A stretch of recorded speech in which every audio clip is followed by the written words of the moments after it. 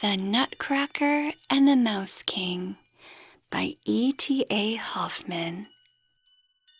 Chapter 12. The Toy Kingdom. None of you children, I believe, would have hesitated about following the noble, good-hearted Nutcracker, who had no harm in his thoughts. Mary consented the more willingly, as she knew well what a great claim she had upon Nutcracker's gratitude, and felt sure he would keep his word, and would show her some splendid things. So she answered, "I will go with you, Herr Drosselmeyer, but it must not be far or for long, as I have not slept nearly enough." "On that account," replied Nutcracker, "I take the nearest way, though a somewhat difficult one."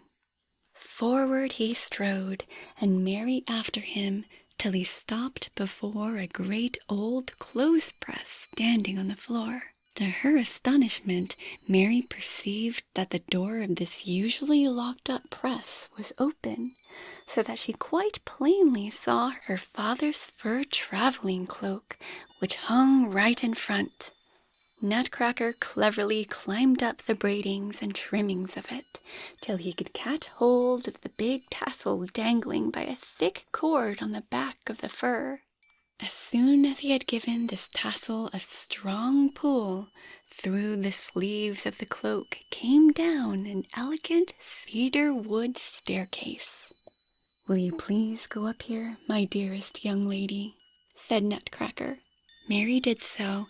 Then scarcely had she mounted through the sleeves, scarcely got up to the collar, when a dazzling light streamed into her eyes, and all at once she found herself on a delightfully scented meadow, from which rose millions of sparks like gleaming gems.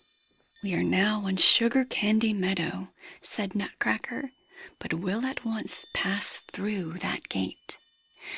As Mary looked, she was aware of a beautiful gate which rose on the meadow only a few steps before them.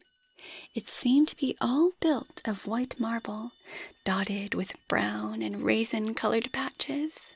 But, on coming nearer, Mary saw clearly that the whole mass consisted of almonds and raisins baked together in sugar, for which reason, Nutcracker informed her, the gate they were about to pass through was named the Almond and Raisin Gate. In a covered passage leading out of this gate, apparently built of barley sugar, 6 little monkeys dressed in red jackets were making the most beautiful music from cymbals and triangles that was ever heard, so that Mary scarcely noticed how she advanced on the marble flags, which were nothing else than an elegantly polished mosaic of sugar plums. Soon rose about them a very sweet smell, given forth by a wonderful wood that opened out on both sides. In the shady glade was such a bright sparkling and glittering that it could be plainly seen how gold and silver fruit hung on the brightly colored stems, and how trunks and branches were all adorned with ribbons and nosegays, like the guests at a joyful wedding party.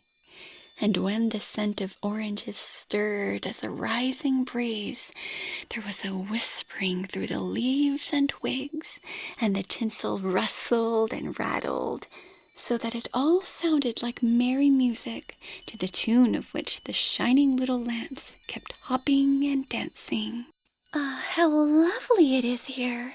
cried Mary. "We are in Christmas Tree Wood, dear miss," said Nutcracker. "Oh," went on Mary, "if I only might stay here a little longer! Oh, it is so beautiful!" Nutcracker clapped his little hands, and forthwith came up some small shepherds and shepherdesses, hunters and huntresses, who looked so frail and white that one could believe them made of pure sugar. But Mary, though they were wandering through the wood, had not yet noticed them. They brought out the dearest little armchair, all made of gold, laid a cushion of licorice upon it, and very politely invited Mary to sit. As soon as she had done so, the shepherds and shepherdesses performed a very graceful dance, for which the hunters blew a tune in quite correct style, and then they all disappeared into the underwood. "You will excuse them, most worthy Miss Stallbaum," said Nutcracker. "You will excuse their dance going off so badly. But these people all work upon strings, and must always keep on doing the same thing. And if the hunters played so sleepily and flat, there are reasons also for that. The sugar basket was indeed hanging over their heads in the Christmas tree, but rather far out of their reach. Shall we not go on a little farther?" "But it was all very pretty, and pleased me very much," said Mary, as she got up and followed Nutcracker going on in front. Their course lay along a sweet, rippling, purling brook, out of which seemed to rise the rich odors that filled the whole wood. "It is the orange brook," said Nutcracker, in answer to her inquiry. "Yet apart from its fine scent, it is nothing for size and beauty to the lemonade river, that likewise falls into the coconut milk sea."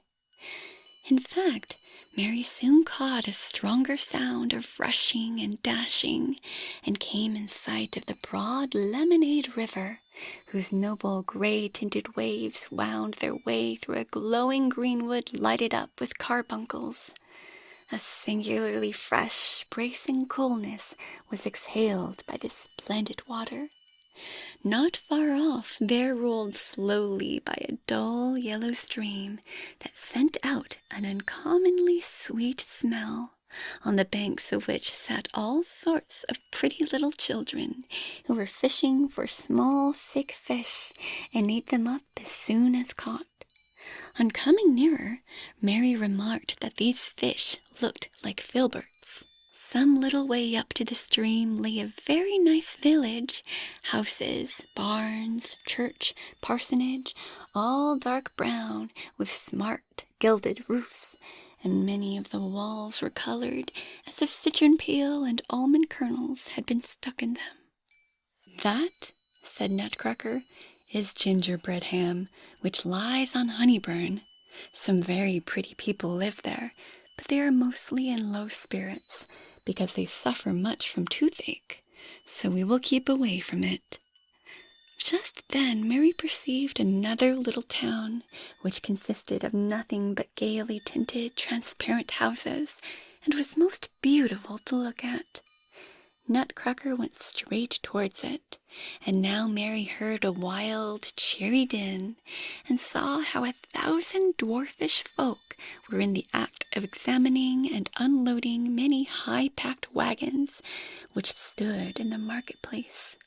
But what they took out of these wagons appeared nothing but brightly colored papers and the silver coverings of chocolate sticks. "We are in Bonbon's town," said Nutcracker, "and there has just arrived a convoy sent from Paperland by the Chocolate King. The poor people of Bonbon's town have recently been seriously threatened by the Fly Sultan's army, on which account they are covering their houses with the supplies from Paperland, and throwing up fortifications of the strong materials which the Chocolate King sends them. But, dear Miss Stallbaum, we will not visit all the small towns and villages of this country. On to the capital, to the capital." Quickly hastened Nutcracker forward, and Mary after him, full of curiosity.